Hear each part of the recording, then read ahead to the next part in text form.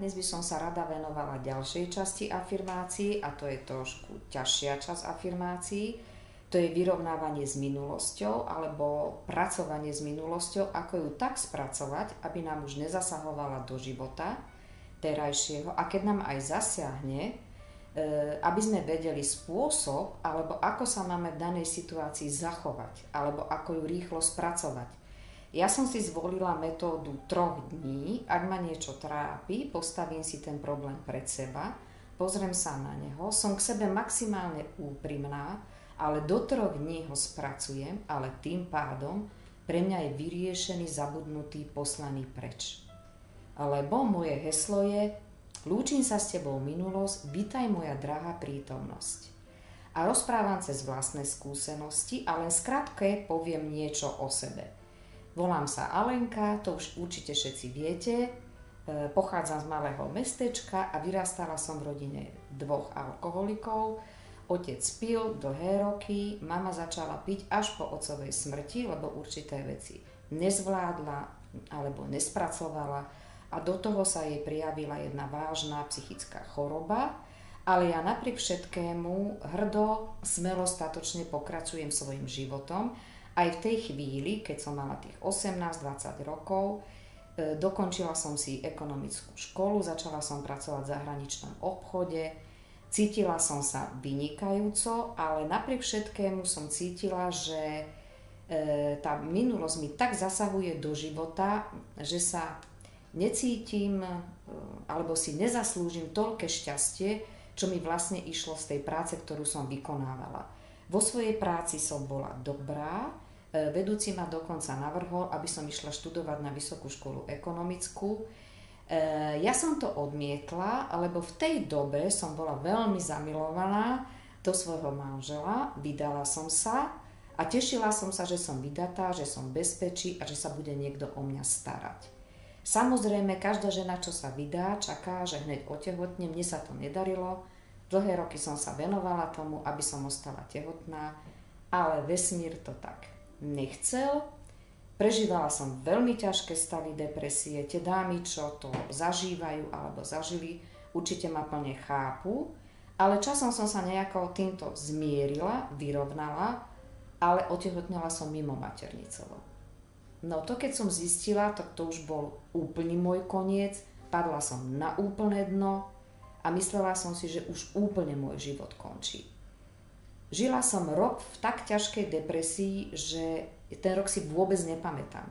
Ten mozog je úžasný, on to úplne vymazal, úplne. Ale po roku som sa zrazu spamätala a povedala som si: Alenka, takto chceš žiť? Toto je všetko? A začala som postupne na sebe pracovať.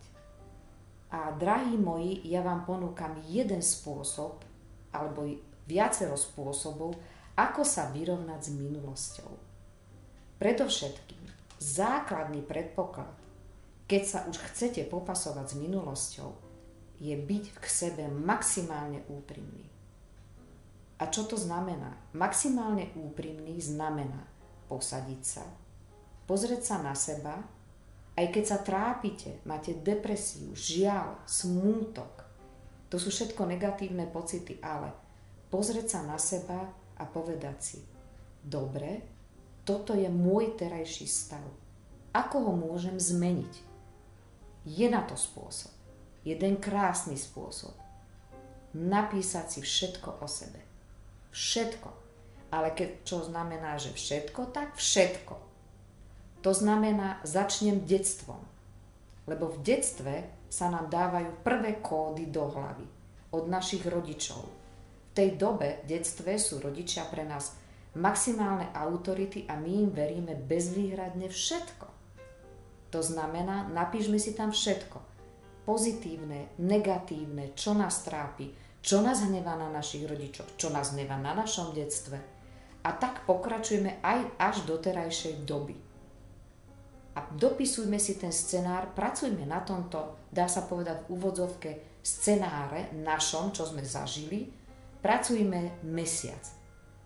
Napíšme si jeden deň treba z detstvo, keď už sme unavení, OK, nechajme to, pokračujme na druhý alebo na tretí deň, alebo za týždeň, dajme si na to mesiac.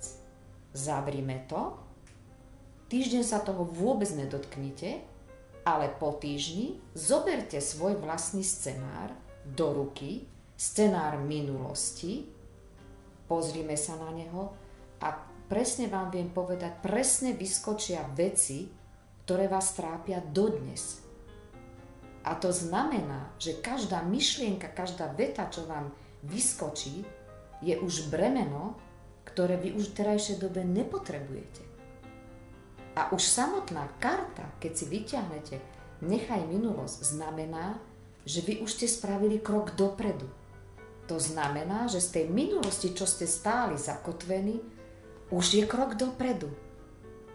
A zrazu vám príde taký človek do blízkosti vašej, čo v podstate zažil to isté. Stačí ti, on zažil to isté. Veď o čo ide? Veď to moje je o niečo menšie.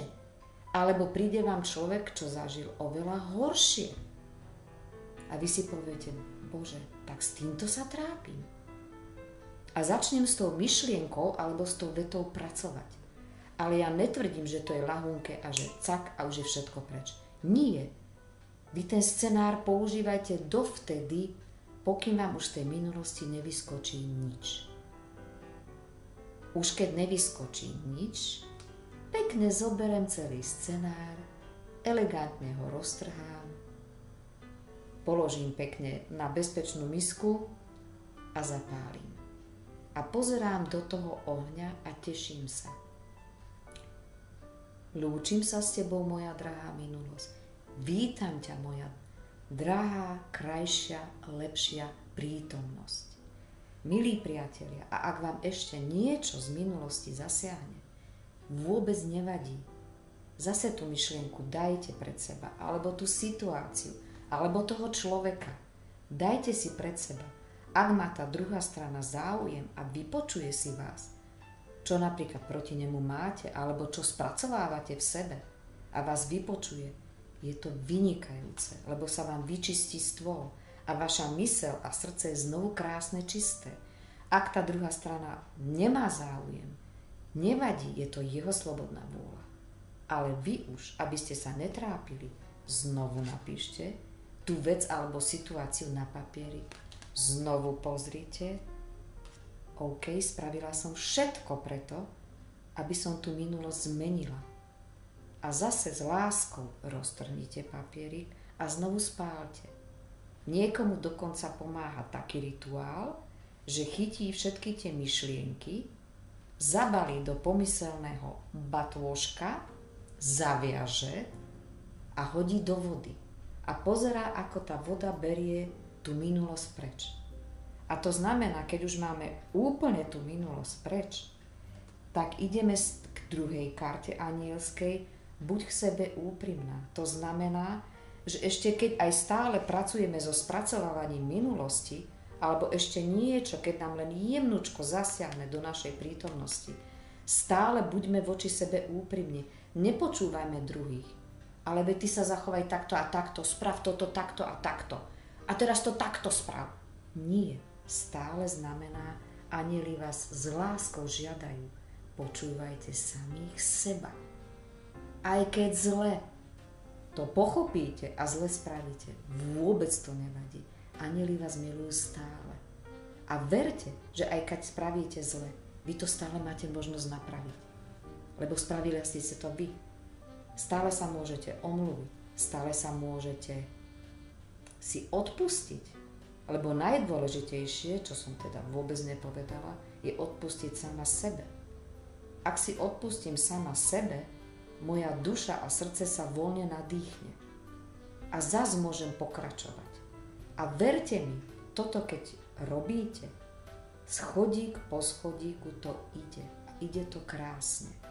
A už keď ste k sebe úprimná a máte tú minulosť spracovávanú alebo spracovanú, už ste není jeden krok dopredu. Už ste milión krokov vpredu. A veď to vôbec nie je problém, ale anjeli vás vôbec nesúdia za to, že vy sem tam spravíte 3 kroky dozadu. Nevadí, pre niečo ich máte spraviť. Lebo možno tie 3 kroky dozadu je niečo, čo ste vy zabudla vyriešiť alebo spracovať. Môže to byť úplná maličkosť. Dajme tomu, predavačka na vás v obchode nakričí a vy stojíte a zlaknutá pozeráte. Nie. Vypočujte a povedzte svoj argument. Pani predavačka, ale ja som to takto nemyslela. A ono sa tá situácia krásne zrovná. A tak máme pokračovať aj voči sebe. Nenadávať sama sebe, aká som ja sprostá, zase som to spravila. Nie. Prečo som to spravila? Veď takto som to ani nechcela. No dobre, no tak zmeníme to. A v tom momente sa vám to aj v srdiečku, ale aj v mysli mení. A zas máte nový postoj.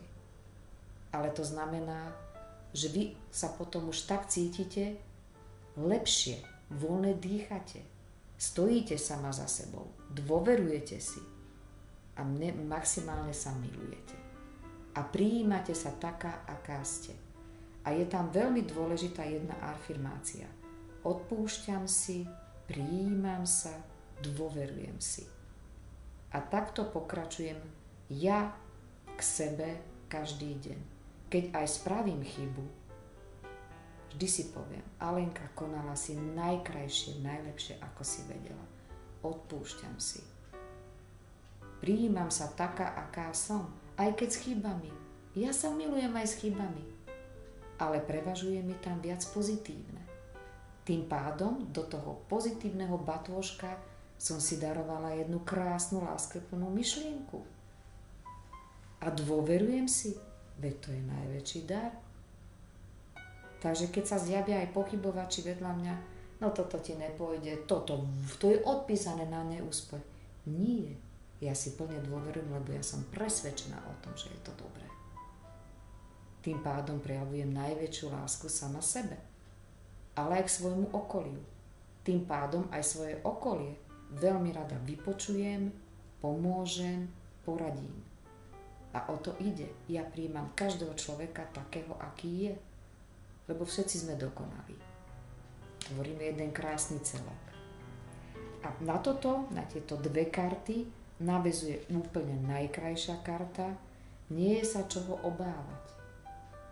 A to volám vyslovene bosk od našich anielov, lebo vždy, keď konáme v dokonalom bezpečí a v dokonalej ochrane. Prečo? Lebo ľúbime samých seba a maximálne si dôverujeme. Tým pádom, aj keď vám zasiahne tá minulosť dodnes, alebo vám zasahuje, verte mi, vždy sa nájde niekto, niečo, čo vám pomôže to pochopiť. A ak vy chcete, lebo tá slobodná vôľa je na prvom mieste každého človeka, dostanete sa z toho. Ale musíte vy chcieť. Aj keď ste ešte nie je teraz moc pripravení prijať určité veci z minulosti, vôbec to nevadí. Napíšte si ich aspoň. Len sa občas na ne pozrite.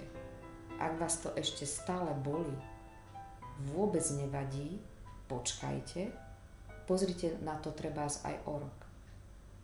Máte času dosť.